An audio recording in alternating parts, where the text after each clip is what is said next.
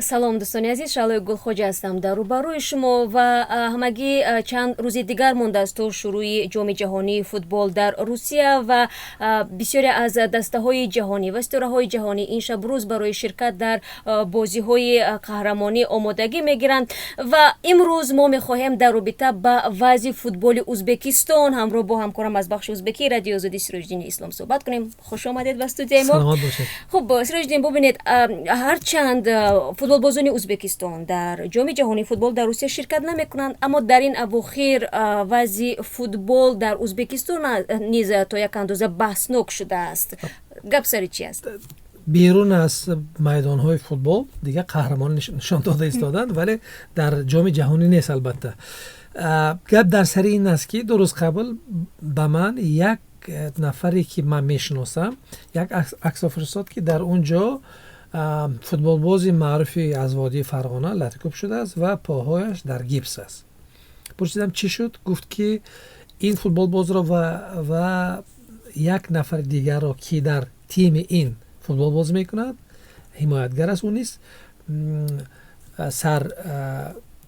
سر ترینر و پرزیدنت کلوب که نامش افتخار است، با کلنگ ها لطکوب کردند و گویا پس از این اینا به شفاخانه افتادند. من دنبال این کار رفتم، با این دو نفر صحبت کردم، واقعا این کار شده است و گفته اونها گویا پرزیدنت و سرمربی این تیم کلوب افتخار گفتن که متهم کردن که گویا این دو نفر به تیم ها و کلوب های دیگر بازی ها رو فروخته باشند و برای همین به یک کرانه ناحیه آلطریق بردند و این دو نفر رو چنان زدن که بالاخره این هر دوشون به شفاخانه افتاده است و پس از این اینها به پلیس مراجعه کردند. خب سرنوشت این فوتبال بازان دیگر چی می شود حالا؟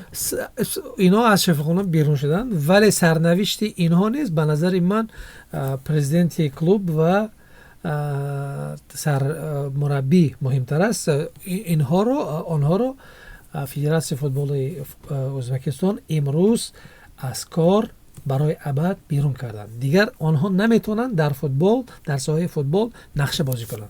خب ببینید سروجین، همگی چند روزی پیش شما یک خبر دیگر رو نیز پخش کرده بودید و اینم که برادر داماد شوکت میرزیویف رئیس جمهوری ازبکستان که رهبری یک از تیم‌های فوتبال بوده است، همین گونه فوتبال بازان و حتی حکمان بازی فوتبال رو لطوکوب میکرده است. بله، تا چه اندازه لطوکوب کرده است نمیدونیم، ولی واقعیت این هست که روز 22 مای و 26 مای کلوب قوقند 1912 که در لیگ عالی ازبکستان، در سوپر لیگ ازبکستان بازی میکنند و در آنجا پس از در وقت بازی و پس از بازی گویا یکی از اشخاص به حکم‌های این بازی ها و با ترینرها غیر از این با بعضی از بازیگران حمله کرده است. حمله فشار آورده است، گویا که چرا تو مثلا توپ جریمه‌ای ندادی، حمله لفظی. بله. و بالاخره حکما مجبور شدن مثلا در یک بازی پنالتی دادن به تیمی که آمد و در قوقم بازی کرد. باید بگوییم که در همون 2 هفته قوقند در ساحه خودش، در میدان خودش با تیم‌های رقیب مغلوب شده بود. این را نیز ما خبر دادیم. البته در اینجا نقشه همون اونی که فشار آورده بود این دادر داماد خردی شوکت میرزیویف می باشد، آیبک عمروف که 32 ساله است و گویا با تجارت مشغول می شود در وادی فرغانه.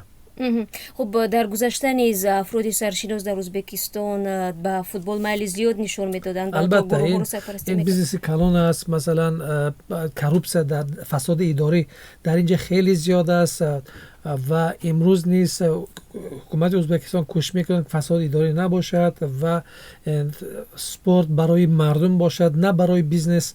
ولی این راهی بود که مثلا سالهای قبل ما خوب میدونیم برای شستن پولهای زیاد با کشورهای اروپا، با بانک‌های که بیرون از ازبکستان می باشند.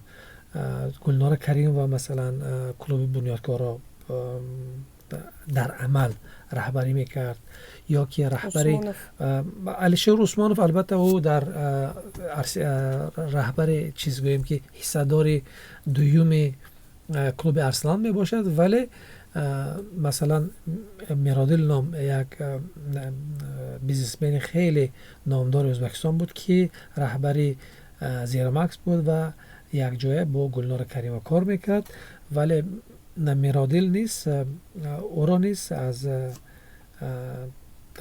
شایعات زیاد است که گویا او نیست پولهای زیاد را از طریق تیم خودش که بنیادکار بود به خارجه شسته است.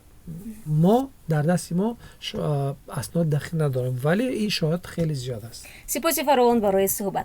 یادآور میشیم که در مهمانی ما قرار داشتن سراجدین اسلام، همکارمان از بخش ازبکی رادیو آزادی، و در باره وضع فوتبال و بحثایی که در این ساحه امروز هست صحبت کردن. روزتان بخیر باشه. سلام باشه.